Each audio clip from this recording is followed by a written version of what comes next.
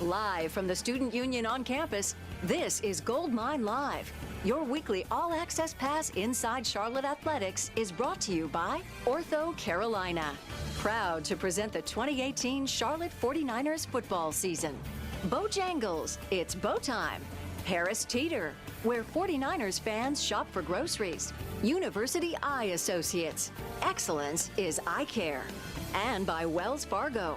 Charlotte 49er fans, show your pride with a customized Wells Fargo debit card. Stop by your nearest Wells Fargo or visit Wells Fargo Car Design Studio online to learn more. Now, here's your host, the voice of the 49ers, Matt Swearat.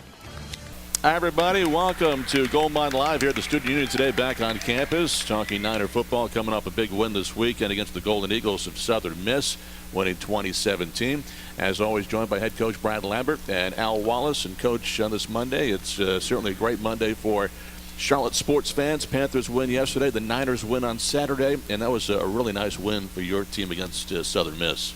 Yeah, that was a big win for us, closing that thing out against a really good football team. I thought Southern Miss was good coming in and think no different going out. Really good on the defensive side. Skilled guys all over the place, and I thought our guys did a really nice job of locking in at play one and staying that way throughout the game. Two of the top defenses in Conference USA coming into the game and really good against the run. Your defense did a great job in the opening kick. Yeah, they did. It was a good challenge for us. Abraham's a good player, a lot of good skill kids. I got a lot of respect for their running back, Mosley. Really, as a true freshman, he's going to be a really good player. Watkins on the outside. They do a good job, all the way around, all phases. And I thought two teams played extremely hard. It was a physical game, and our guys just, played the whole day. You got to play 60 minutes and play the whole game and play it one play at a time, and our guys came out on the top end at the end. What's great to see right now is the amount of confidence your guys are playing with.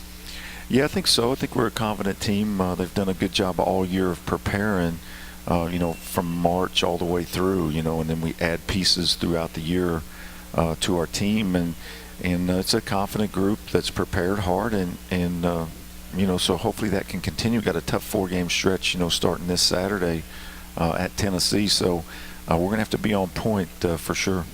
Coach, you talked about starting the game fast, the first play. Talk about the last play, that offensive line, Benny LeMay getting to close the game out the way you did. Yeah, there were 3 or 4 real critical drives for our offense, I thought, during the game. And the last one, when you're going to run it. Everybody in the stadium knows you're going to run it. They know you're going to run it. And to run 4 straight plays and get a first down speaks volumes to the guys up front, how hard our guys run.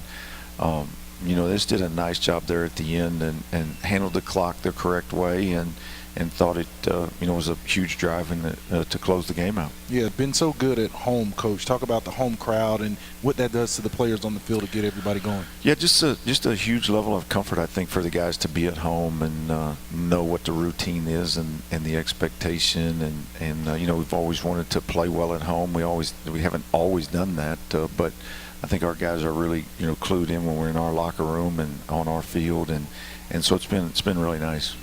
You mentioned what's ahead now. The season 2/3 of the way over. You got 4 left, and being so good at home, only 1 home game left. So our goal is to keep on playing after the regular season comes to an end. So we're going to have to find a way to get 1 or 2 of those games on the road coming up. And a tough test this week, stepping out of league play against a really athletic SEC team in Tennessee. But you're going to take it 1 week at a time, and the next one up is Tennessee. So how much time did you get after the game on Saturday to enjoy the win, knowing what was ahead? Yeah, you get a little time. It's a 2 o'clock kick, so by the time we got out of here, it's 6, 7 o'clock, and you get to spend a little time with the family and go out for dinner, and then you're back at it Sunday morning. So it doesn't take long when you flip the video on and see Tennessee and how hard they play, and flashbacks to being in that stadium before. When last time I was up there, it wasn't good memories. Peyton Manning running around, some guy named Peyton Manning, throwing the ball all over the place with Jamal Lewis, and so it's a tough place to play, and our guys it'll be a really good environment for them. They'll be maxed out, and the key for us is is how we prepare. That's been our whole mantra, all year long is how do I practice on Sunday and then Tuesday, Wednesday, Thursday to prepare myself for Saturday, and they'll be amped up pretty good. But you can be all the amped up you want to be if you're not in the right place and doing the right thing. It won't matter. So I think that's a real key for us. You've played some big programs already in this young program's history, gone to places like Louisville and Kansas State and Kentucky, but a little different going to Knoxville. The size of the field is still the same, the old Hoosiers analogy. But it's different when there's 100,000 plus people in the stand. So the start of the game is probably pretty key for your guys to be ready but not be too amped up. Yeah, I think that'll be a real key is, you've got to be focused, but you got to be ready to play. I mean, it's good environment. The intensity level in the SEC is like no other. I mean, you having gone through it for 5 years, you can go to Auburn, Alabama, you can go to LSU. We had a good home field advantage at Georgia, and going on the road at Tennessee, the place will be, it'll be shaking. So our guys will have to be ready to play, but you got to block all that out. You got to block tackle. You got to make tackles in the open field against good people. So every week you see that, and this week will be no different. Yeah, it's going to be a test, obviously, but this defense is playing with such great confidence and playing really, really good football. What do you see on film with them? Yeah, I just like to where guys, are making tackles at critical times. We missed some tackles on Saturday, but not it'll happen again this Saturday. When you play against good people, they're going to make you miss some. So I thought our guys rallied extremely well. When a guy would miss, there'd be another guy there. I thought our guys really did a good job. And when you can turn people over, you got an opportunity. I think that was the difference in the game, was the turnover margin. Third down was pretty similar, both sides of the ball. They threw us a little changeup with Watley coming in the game and running it a little more than he threw it. He hadn't played all year, so I didn't know really what to expect. And he got out on some quarterback runs, but I think it used the clock a little more than they wanted to. And so our defense is flying around and making plays and turning people over. We finally did, won some spots in the red zone, which has been big for us. Big emphasis for us is to get off the field, down in the red zone. So that was good to see. But guys flying around, made a critical mistake on the one touchdown pass. Kind of guys went in and out, and both took the in, and nobody took the vert. So got to make sure we're communicating good, and that'll be real critical this week in a tough environment, is communication and communicating with each other and making sure everybody's on the same page. That might have been the one play that got away from the defense on Saturday, because you look at the way they play. We've talked about Nafis Lyon recently stepping up and getting better each week. Even on that fluke touchdown late in the game, the tip ball, he was the one that batted the ball away. Yeah, he's really doing a good job getting his hands on balls and being around the ball, and I think that's real critical. Quay had a real chance to end the game right there, and both of them were playing extremely hard. A little fluke play, and the guy makes a catch, go on the ground. So, but the guys rebounding, the offense, that drive to get 20, I mean, our guys, man, that was a huge drive in the game. That was another one. I thought the one opening the game, the one opening the second half, that drive to get us a field goal at 20, that was a huge drive. AMAC played out of his mind in that drive, really ran the ball well. Got the chains moving, and that was a big drive for us. He had one run, a little cutback move that was pretty special, showing his footwork. He's really done a good job becoming more patient and then hitting it, going from 70 to 100. Kind of use that term with him. You're at 70, let it develop, and then you got to step on the gas pretty quick. And I thought he made a couple of good runs in there, bounced one, for 10, 15 yards, got a first down. Then, made a nice cut on the other one. So I was really proud of AMAC coming in at a critical time in the game and made some nice runs for us. Only a sophomore, Aaron McAllister, and the compliment with Benny LeMay. You talk about how tight these running backs are in that room.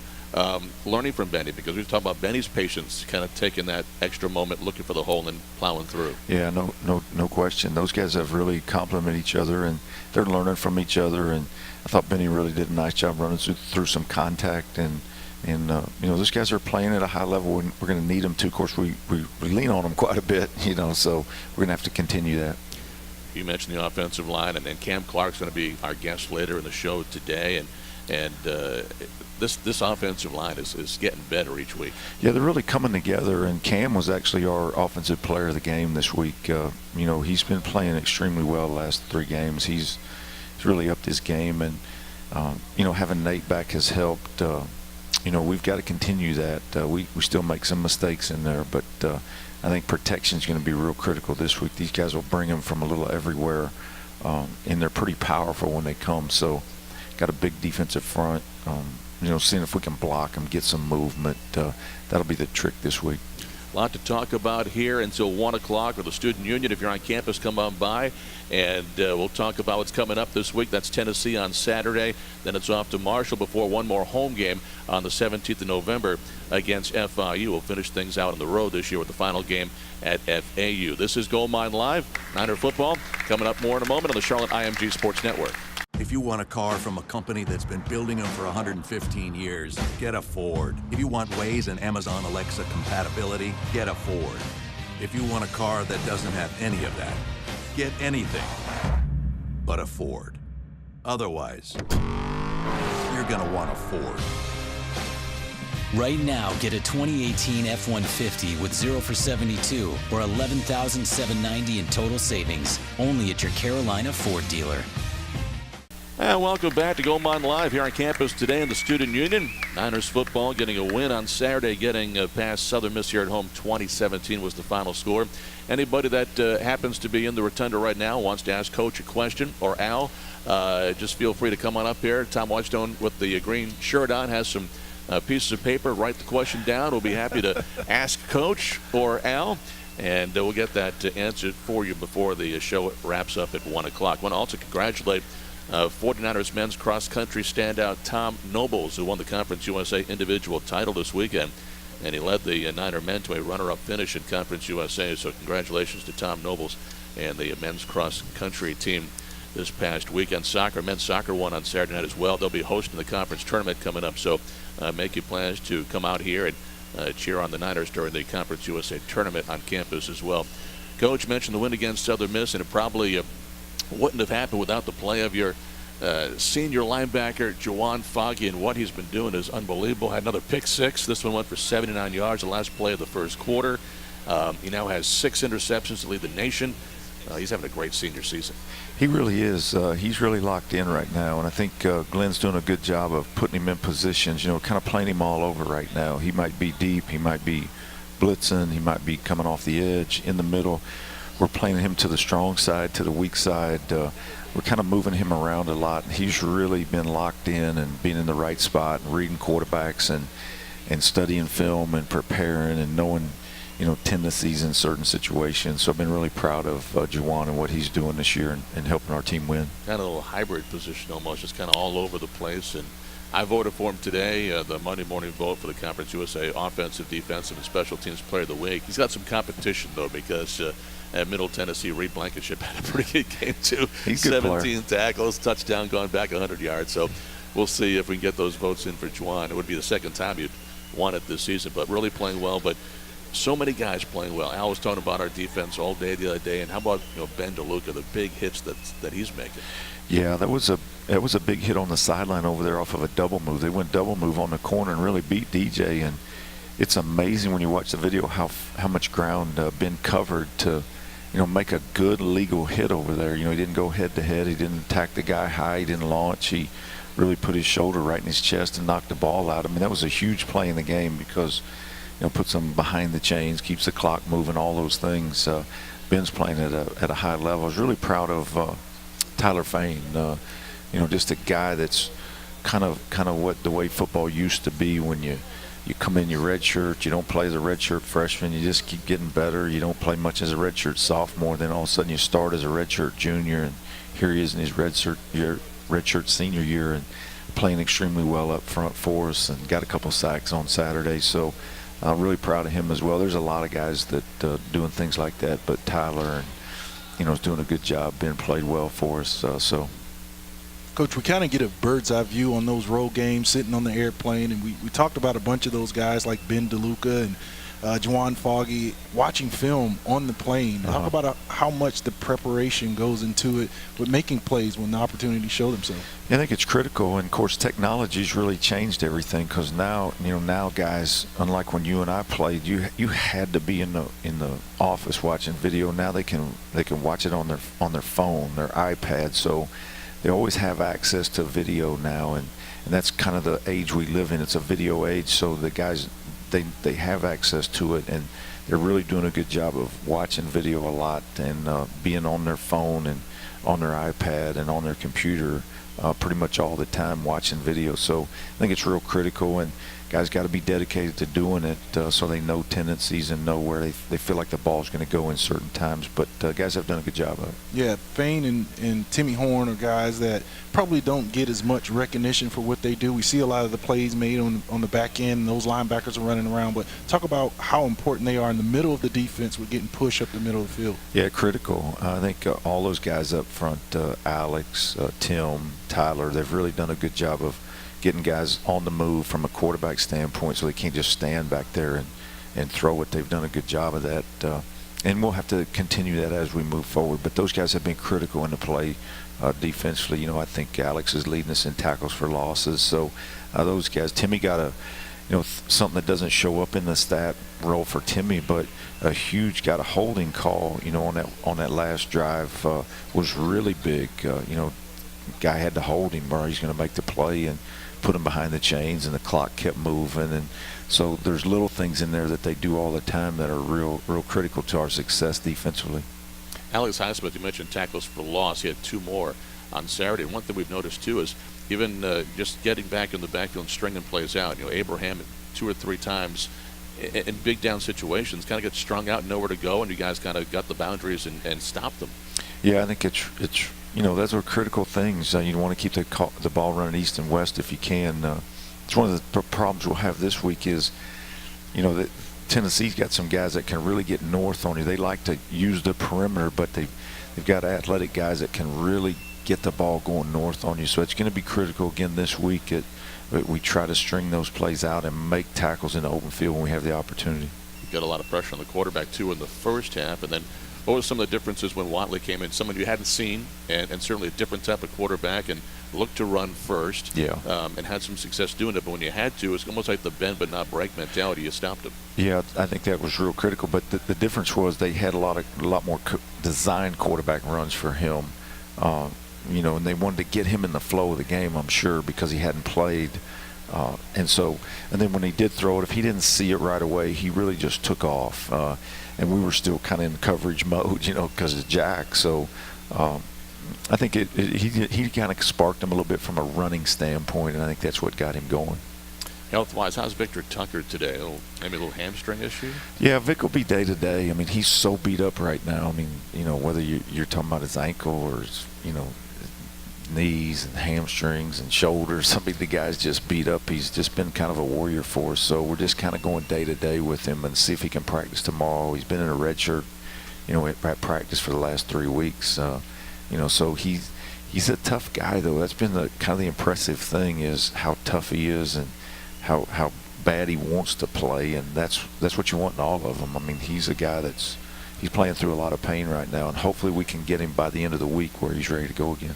Coach, one of the things you talked about last week with Evan Sheriffs was having that ball come out of his hands and making quicker decisions. We saw a lot of that, especially early in the football game. Yeah, he did. He did a better job trusting it. I think the first completion of the game was big for him. I didn't like the decision he made in the red zone when he threw the pick, but after you watch the video, kind of see it, he wanted to throw it a little bit lower. The guy was on top, and he wanted to throw him down a little bit. It got away from him, but I just talked to him in that moment of, hey, we're in the score zone. You don't have to, they did a pretty good job. Southern Miss did a pretty good job of covering the guys up, the 3 guys we had in the route. So, hey, just throw it out the back of the end zone. Let's play another down. We're in field goal range and see if we can get it on the next one. So we'll take our next break, Coach. Right now, Cam Clark is a player guest. If Cam is here, we'll have him come up. If he's not here yet, note some things were going on, trying to get him over to the Student Union by a certain time. We'll bring you back up, talk a little bit longer about this past week against Southern Miss, what's coming up with Tennessee this weekend in Knoxville. Next road game for the Niners coming up this Saturday. Game time is 4 o'clock. That means our pregame coverage will begin at 3 on the Charlotte IMG Sports Network. We'll take a timeout, back with more Gold Mine Live right now on the Charlotte IMG Sports Network. If you want a car from a company that's been building them for 115 years, get a Ford. If you want Waze and Amazon Alexa compatibility, get a Ford. If you want a car that doesn't have any of that, get anything but a Ford. Otherwise, you're going to want a Ford. Right now, get a 2018 F-150 with 0 for 72 or $11,790 in total savings. Only at your Carolina Ford dealer. Welcome back to Gold Mine Live here on campus today with head coach Brad Lambert. Niner football getting ready to go to Knoxville, Tennessee this coming weekend to take on the Tennessee Volunteers. That is a 4 o'clock kick, 3 o'clock pregame show again on the Charlotte IMG Sports Network. Coach, in the win this last week against Southern Miss, we saw freshman kicker Jonathan Cruz get a couple of field goals for you. 1 of 40, 1 of 39. The 1 of 39 was the one that made a 2-score game inside of 5 minutes in the fourth quarter. It turns out to be the winning kick for the Niners, and we knew he had that confidence, but coming off some misses. But I know you had the confidence to put him back out there, and he got the job done. Yeah, he's a guy you don't even have to think about it. You know, he did that in high school. He had a 55-yarder to win a game in high school, so he's been in those situations before, and he's very sound technically when he kicks the ball. He's got a good leg. I think really the only thing that can hold Jonathan back is when he tries to overkick. He's got plenty of leg. I thought his kickoffs did a really good job Saturday. You know, sometimes the wind is a little funny in our stadium. You get above the concourse, and sometimes it can be swirling a little bit for a guy. But yeah, he's performed well this year, and good to see him go in there at the end of the game and make it a 2-score game, because that was a real critical drive for us, and to finish it off with points, and then you run out of time at the end of the game, and that's what I was. I just figured if we can get points here, it's a 2-score game. Don't give up a big play or an easy score. The clock just burned out on him. He had to use a timeout in there, so a couple penalties in the drive. So you're just trying to manage the clock there at the end, and it worked out for us at the end. We got the first down, and at a minimum, I knew they were going to have about 6 or 7 seconds at the end of the game. That's why we went for it on 4th down. When he decided not to take his timeout, when he did, I just let it run down, used the timeout. I told Glenn and the defense, they may have one play here, but that'll be it.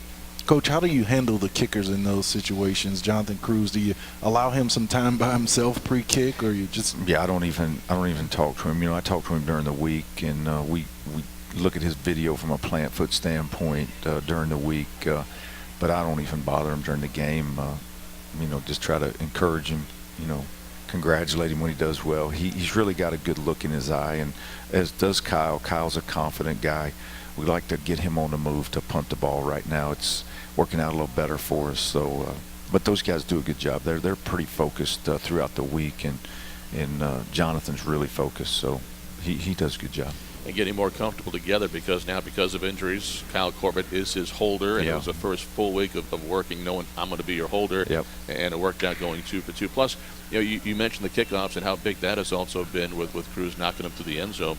But also, when he runs out there for a PAT, he's going to make it. Yeah, no doubt. And I think he puts if he doesn't kick it out of the end zone, we had 2 kickoffs that they returned that I think we pinned them inside the 15. Those are big plays, because he puts them in a tough decision. It's 1 yard deep. It's at the goal line. Our guys are doing a nice job on kickoff, not relaxing. They're running extremely hard and getting down the field, because when it does go to the goal line, he has extremely good hang time on it, so allows our guys to get down the field and make plays. Something that's interesting with the rule change this year, and you can still, have come out to 25 by just, fair catching it. Do you think because it is so new that the guys are not really thinking about it at that time? Because not so much us, but our opponents, very few have just decided to take it up to the 25. If it's not in the end zone, they're running it. Yeah, the problem is the numbers tell you that you're probably going to get it past the 25 if you're fielding the ball in the field of play. If it's in the end zone, it gets a little dicey. Watching South Carolina and Tennessee, watching their videos, South Carolina brought it out, I think, every time but the last one, and they've got a great returner, and he was 3 or 4 yards deep, and he was getting it out to the 35 and the 40. So, when you run the numbers, like last year, we averaged the 26-yard line when we fielded the ball in play and returned it. If it goes in the end zone, we tell our guys, put your heels on the goal line. If it goes in the end zone, let it go. If you have to move forward to field it, let's return it. So that's kind of the philosophy we've taken. We work on fair catching it, and there'll be times when we tell them to fair catch it. But, right now it's just worked out where, the numbers kind of tell you, and I'm sure that's what everybody's going off of is, how do the numbers look when we return the ball in the field of play? Let's talk a little bit about Hassan Klue. You've been saying all season you've got a package for him, but because of injuries and limited personnel, not able to implement that. Looks like this past Saturday, was the first time you really got him involved multiple different times with different things. Yeah, I'm just really proud of him, how successful he was. Big third down, big touchdown. He's just stayed so in tune to the offense and what we're asking him to do. We don't have a better guy in the building, and just really proud of him and the work ethic he puts in. He prepares like he's going to play every snap in the game, and you're so proud of him. We got to find, we got to get him throwing the ball a little bit now. I got to, get in there with the guys and let's find a way for him to throw the ball because he can throw the ball. Is that the next wrinkle with him to make it more effective? Yeah, I think so. We get him on the move, throwing the ball, and now it's not just a run when he comes in the game, because he has the ability to throw the ball and hurt you in different ways. And so we got to continue to keep him involved and use him in the game. Coach, I've watched the sideline after Hassan Klue made his plays, and your team really rallied around him, and they really, are happy for him. Talk about what that means to have a guy like that that's been so unselfish and accepted his role as a backup quarterback. Yeah, you can't put a value on that. I mean, he's a guy that's so well respected in the locker room that, everything he's done for our program, he's a top 5 guy.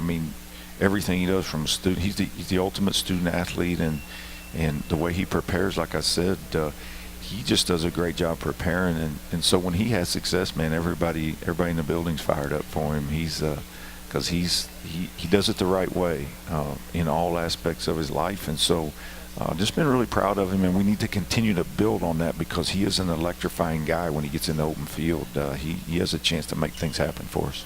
And, people have seen him in the past. Our opponents have tape on him from recent years, but not so much this year. Right. You're going into the final 4 games. You got a different quarterback, different coordinator. There's a lot of the unknown you can still surprise teams with. Yeah, I like the wrinkle Saturday. We put him in motion and direct snap to Benny. That was a huge play in the game. Almost scored on it. That was a huge play. And so you got to continue to build that and do things like that with him. Coach, also, you've used some of the younger guys with this new freshman rule where you can redshirt after just 4 games. But there's some guys you haven't used yet, and now you get inside that 4-game window now for the rest of the season. Also gives you some options if you need them. Yeah, we've traveled guys every week that we thought, could impact the game. Tarek Smalls has played in a couple games now. Ishad's playing in a couple games. We traveled Caleb Parker. He's another guy. We've used Matt Martinez, Johnny Pittman. You go down the list. Brian Wallace is a guy that's still sitting there and has another game to play. With our injuries in our defensive line, that's been something that we've had to really evaluate and be careful with and use him in a strategic way where we feel like we could still redshirt him but use him if we have to. So that's been another dynamic. It's kind of roster management each week. You never really had to worry about that once you made a decision. Now it's kind of week to week, on Sunday and Monday for me, just making sure that we're managing the roster and hey, we can still use this guy. This guy's played in 4. We need to really be careful with him and because you don't want to waste a year on a guy either. When Nate came back, we're doing that with Jalen Allen. He's played in 4, and we're trying to redshirt him, bring him back for a redshirt senior year. He's technically a senior this year, but has a redshirt year. So we're trying to be strategic with some of those guys and get another year out of them. So a lot of it depends on injury and putting people in a bad spot, and that's the purpose of the rule. The purpose of the rule is to use a guy like Brian Wallace so you don't have to overload a Tim Horn or a Tyler Fain, and all of a sudden you got injuries and you can use him in certain situations. So that's been nice to have that rule. That could be a big plus going forward for you guys the final 4 weeks of the season. Cam Clark is here, so we're going to take a timeout on the show right now, come back and visit with the redshirt junior offensive lineman from Greensboro, Cam Clark. Coach, we'll talk to you a little bit coming up in just a while, but take a timeout right now. This is Goldmine Live, the Student Union on the Charlotte IMG Sports Network. If you want a car from a company that's been building them for 115 years, get a Ford. If you want Waze and Amazon Alexa compatibility, get a Ford. If you want a car that doesn't have any of that, get anything but a Ford. Otherwise, you're gonna want a Ford. Right now, get a 2018 F-150 with 0 for 72 or $11,790 in total savings. Only at your Carolina Ford dealer. The Student Athlete of the Week, sponsored by Ortho Carolina, the official team physician of your Charlotte 49ers. This week's Ortho Carolina Student Athlete of the Week is Sydney Rowan. Rowan is a sophomore outside hitter on the volleyball team from High Point, North Carolina. She had a monster freshman season for the 49ers in 2017, earning a spot on the Conference USA All-Freshman team.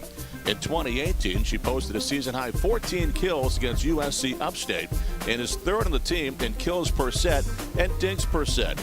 Away from the court, Rowan is a mechanical engineering major and boasts a perfect 4.0 GPA. Sydney Rowan, the Ortho Carolina Student Athlete of the Week.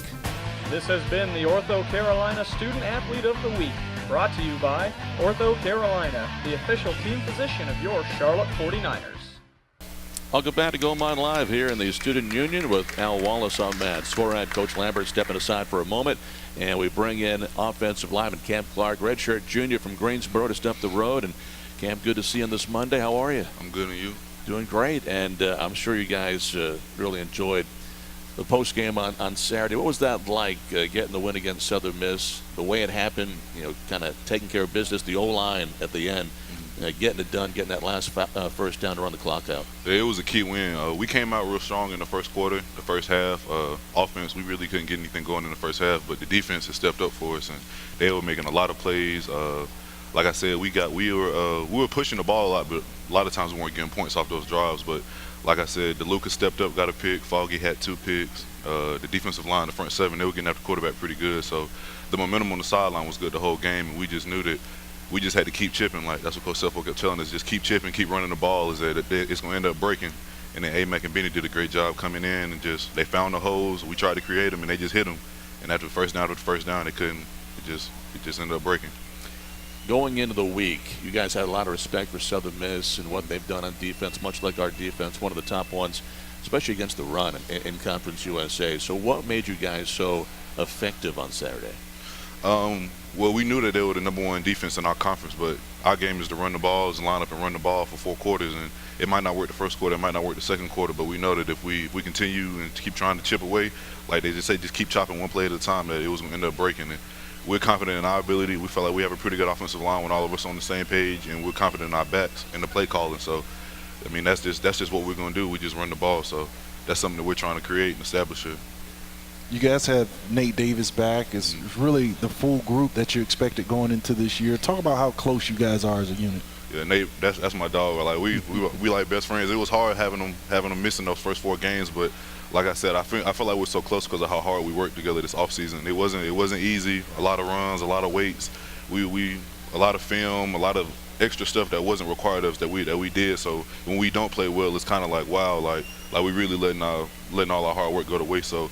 Like I said, that room is nothing like playing offensive line, having those guys, and because like none of us are there for none of us get the notoriety. It's just all of us are just there to work and help each other out. And I can't even explain how close we are. Yeah, and I always like to ask about the coaching and Coach Selfo and what he's brought to this unit. Talk about your coach a little bit. And we see you guys playing with a lot of attitude. It gets pretty chippy out there with the offensive line. I mean, that's just that swag that we're trying to have. Well, all 5 of us got to have it. You know what I'm saying? Can't be 1 guy, can't be 2 guys, can't be 3 guys. All 5 of us got to come out there and have that attitude. And that's what he preaches at practice. That's why we practice the way we practice. We hit every day. We're gonna come out.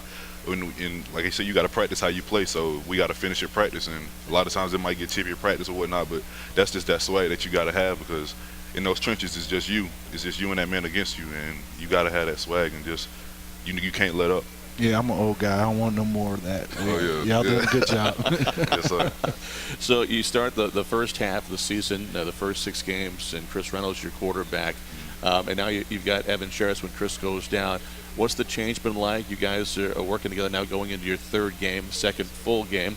What's that transition like? It was tough losing Chris because Chris was a guy that stepped up. Like he was a guy that he didn't get any reps at all last camp. Not a scout team rep, not a 1 rep or 2 rep, and he stepped up and proven himself. So it was tough losing Chris, but Evan has stepped up and he's done an amazing job. Like Evan came here he knew what he wanted to do when he came here. Injuries had sidelined him. He came in, stepped up when his name was called, and it was just like a next guy mentality. we never kind of really thought about it. We're still there for Chris. Chris is still there in the locker room and all those things. But like I said, it's a next man mentality, and Evan just came in and he's tried to take control of the ship, and we're behind him 100%. With this team, that run first mentality, we've talked about getting better on third down. Well, to get better on third down, you got to be better on first and second. How have you guys improved? Where do you see that part of the game improving this year? Yeah, we still need to improve on first down. That's why a lot of our drives didn't end the way we wanted to, because we got behind the sticks on first downs. I know we had a false start. No, we had a holding on a first down, and I think we had 3 negative yardage plays on first downs on Saturday. So, like you said, you can't win like that. It's not really a good play call for 2nd and 13, 2nd and 15. That limits your play call, and then you push you behind the sticks that early in the drive, and it just messes everything up. So I feel like for us to be better on third down, we have to be better on first down. But third down has been going a lot better for us this year as well. But like I said, we got to put an emphasis on first downs this week at practice, as far as coming out, gaining positive yards, at least staying in front of the sticks on first down. We are seeing a lot of long runs. Benny LeMay, Aaron McAllister, those guys are getting very long runs. What that takes is you guys hustling and making blocks on the second level. Talk about what it means to finish plays that way. I'm a finished guy. That's something that I take a lot of pride in, because I ain't always been the biggest, never been the fastest or the strongest, but I'm always gonna finish in that. Like guys like Nate Davis, he's a finisher too. Like it's just a mentality you have to have. You can't teach it. It's just something that happens. But like that's what Coach said. Like we're gonna run the ball every play. I mean, it might be 1 yard, might be 2 yards, but eventually, if you keep pounding on them, they're not gonna be able to take it. And like I said, that's how those long runs happen. They get lured to sleep with the run, and then like I said, like the run that AMAC had for that first down in the fourth quarter, that was an inside zone play. It was supposed to hit inside, but we just keep pounding the guys. Linebackers crashed inside, and AMAC bounced it for the first down. So that's just pounding, just running the ball consistently. Give us a quick scout on what you got to do to be successful against Tennessee. We have to set the tempo. We can't let them set the tempo. They're a physical team. They have good athletes, but like I said, they remind me a lot of Southern Miss, but they're of course bigger and more athletic. But I feel like we have to set the tempo. We can't come out slow. We have to come out there and try to step on them early. Got to put that foot in their throat early, because if we don't, like I said, we're gonna have to match their tempo. We got to make them match our tempo. I feel like that's the most important thing up front. We're running short on time, but I want to ask you one more thing. Have a little fun for a moment. They said, someone just mentioned to us, we're going to ask you about Thanksgiving. It's around the corner. Yeah. Offensive lineman, you guys like to eat. Yeah. What's your favorite Thanksgiving meal? Well, I got to go back to the crib on Thanksgiving. So I got to get the macaroni, cheese, and the yams. Got to mix them together with the yam juice. But I don't really eat the yams like that. I only put a little bit of the yams on the mac and cheese. Then you put it in the microwave and mix it up real good. Get you one of them yeast rolls. Slap it up with it.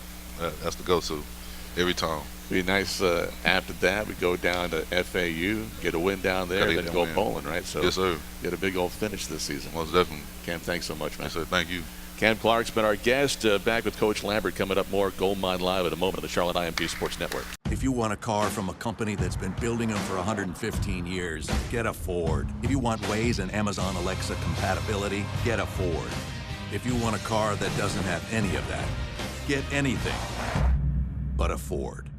Otherwise, you're gonna want a Ford. Right now, get a 2018 F-150 with 0 for 72 or $11,790 in total savings, only at your Carolina Ford dealer. Oh, welcome back to Gold Mine Live. I want to thank Cam Clark for joining us and spending some time. And Coach Lambert back up here. In fact, we asked folks in the audience here at the Student Union, if you had a question, write it down. And still some time for that, too. If you have a question, just write it down, and Coach will happily answer. We got a question from Danny in the crowd here today. And, Coach, Danny's question is, what has been the biggest change this year on defense that has led to more turnovers? Yeah, turnovers are tough. Every year you emphasize it. I think Glenn's done a really good job of, making the guys really go after the ball in practice. To the point where I've had to slow them down some, which is a good thing. I tell guys all the time, if I got to slow you down, that's a good thing. So even after the whistle in practice, still pulling at the ball and trying to get it out. And I think Glenn's done a good job of putting the guys in a position. As we talked about Jawan, moving him around, kind of put him in a spot to where sometimes I thought Saturday the quarterback didn't see him. He was coming from the backside off of a seam route and intercepted it. So putting guys in the right position, and then you got to compliment the players on being locked in when their opportunity comes. I think that's a big thing. You can be in position and you don't make the play. You got to make the play when you have that opportunity, and so they've done a really good job of that. So I think it's a combination of things of, points of emphasis, really hounding the guys in practice, and the guys taking a lot of pride in it. I think that's another thing, that's been really big. Had the 3 interceptions. Ben DeLuca had the other one. Of course, Juwan Foggy had 2 against Southern Miss on Saturday. I don't know if you're in a bad situation to comment on an official ruling, but both of us thought we had a fumble recovery, too, when the quarterback, Abraham, had rolled out, and they said it was an incomplete pass. The ball was going forward, they said. We thought on the replay that it was a fumble. But, again, it was the pressure, getting out there, Alex forcing him out there, trying to make him do something quick, and we're seeing more of that each week. Yeah, I think that was big, and that's why I went ahead and challenged it, because, in the headset, everybody, the coaches all felt like it was as well. And then when you go back and look at it, I thought it was. On our side, you think it is. On the other side, they probably thought it wasn't. So everybody, officials just trying to do the best they can, during the game. But stuff happens fast, and, hopefully the replay gets it right. That's the whole point of having replay is, sometimes the call on the field can affect the ruling in the box. That's why sometimes it stands, because they don't have enough video evidence. So if they called it the other way, it would have stand the other way. So sometimes the officials got to be, as close to right on the field as they can be, because that's a big piece of overturning a call or letting it stand, once it goes to replay. But the guys, the officials, they're doing the best they can. I try to have a little bit of fun with them during the game, because they got a tough job. They're not trying to do bad. It's just part of the game. But you got to blow some steam out there too. Yeah, sometimes. Every once in a while I get stirred up. But I think that you're exactly right in that when you pressure quarterbacks, get them on the move, try to make them make decisions they don't want to make, and then hit a ball here. And Alex really had a chance to intercept it, even if no matter how they ruled it, the ball was right there. He could have, and that might have been the reason they ruled it the way they did, is because the ball went a little forward. I thought the momentum carried the ball forward, but hey, if he'd have just caught the ball, it kind of surprised him, jumped on him. But that guy's doing a good job of harassing him in the backfield, as all the guys are up front. Let's talk tight ends for a few minutes. You're seeing more involvement, not just 1 or 2 guys. Chris Phillips had a good catch on Saturday, and you're running Hunt out there, multiple tight end situations and blocking downs. But how about you and Ryan Carrier getting some time? Caught a ball at Middle Tennessee. You targeted him last week, and he was open to the sideline, so you're getting him more involved. Yeah, and he's a guy that's kind of growing into his role, and he's getting older and doing a good job in practice, so he deserves to be in the game, and is doing a good job. We took David Faust, who's been playing tackle for us. Couldn't get his weight up to what I think he needs to play tackle in college football. So we said, hey, look, let's just put a 90 number on him and make him a big tight end. So that's what we've done to him. So he's even, I think he even got to start at Middle Tennessee. We opened with 3 tight ends, and so we're using him as a big tight end in some situations. So those guys getting involved. I've been proud of Ryan, and he just keeps working like a lot of our guys, just each day, just try to get a little bit better each day, and the cumulative effect of that can affect our whole team. Coach, we saw the running backs heavily involved in the offense in the passing game earlier in the season, not so much lately. Is that just a product of the scheme or the matchups? Yeah, we'd like to get them more involved. We needed them in protection against this crowd last week, and against Middle. You bring in a lot of guys from here and there, and so we flared him some. We threw it to him. We didn't miss a block on the perimeter. I think it was Amac got tackled for a loss. So we're still trying to get them involved. But we've done it quite a bit, so people are really on to it. So we're trying to mix that up a little bit, do some double screen stuff, whether it's a wide out or the back on one side, and sometimes you go to the wide receiver screen. So I'd like to keep those guys involved. We're still running them on some wheel routes down the field, but we haven't hit them yet. Yeah, and we talked to Cam just a minute ago about those offensive linemen, and they're blocking down the field. A lot of those screen plays require those guys to hustle to finish those blocks. Talk about how important it is that you have athleticism at that position. It's critical. Those two, really all across the board, our guys are pretty athletic. They're good at getting down the field and making blocks. We put some screen plays in where our tackle actually had to go block the corner. To do that, you have to be pretty athletic at tackle, whether it's Cam or Nate, depending on which way you're running it. But those guys, not only they got to be able to get down the field, but they got to know who to take when they get down the field. And it's always a guy that's more athletic than them that they're trying to block in the open field. So, you know, all the years when I coached defense, when those guys come down the field, you just tell DBs all the time, don't let them get on you, because if they get on you, school's out, so to speak. So you always want to try to make them miss in the open field, because that's your advantage. So they have to have the ability to know who to block and then have the ability to get on them. So they've done a pretty good job of it this year. Let's take our last break of the show. Come back and got the Bow Time Challenge. What's the biggest hurdle in front of us for the Tennessee game coming up this Saturday in Knoxville? This is Goldmine Live on the Charlotte IMG Sports Network. If you want a car from a company that's been building them for 115 years, get a Ford. If you want Waze and Amazon Alexa compatibility, get a Ford. If you want a car that doesn't have any of that, get anything but a Ford. Otherwise, you're going to want a Ford. Right now, get a 2018 F-150 with 0 for 72 or $11,790 in total savings, only at your Carolina Ford dealer. Welcome back to Goldmine Live with head coach Brad Lambert. Al Wallace, Matt Swarad with you. The Niners on the road this week. In fact, the next 2 weeks.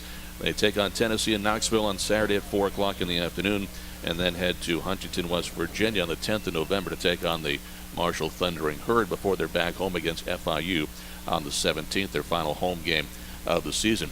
As we do each week, brought to us by Bojangles, the Bow Time Challenge. What is the biggest challenge, biggest hurdle in front of the Niners for the next game, which is going to be the Tennessee game, Coach? There's probably a lot of them, but what's the big one you want to focus on right now? Well, I think the real big one is handling their defensive front. They're really big and they're old guys. They create a lot of issues for you up front defensively. So it's a huge challenge for our offensive line to block these guys up front, because we want to establish the line of scrimmage. We want to run the ball. So this is a big athletic group that's old. So I think that's a big challenge on that side of the ball. The biggest challenge on the other side, this kid Chandler, you know, out of the backfield, they play him at wide out, tailback.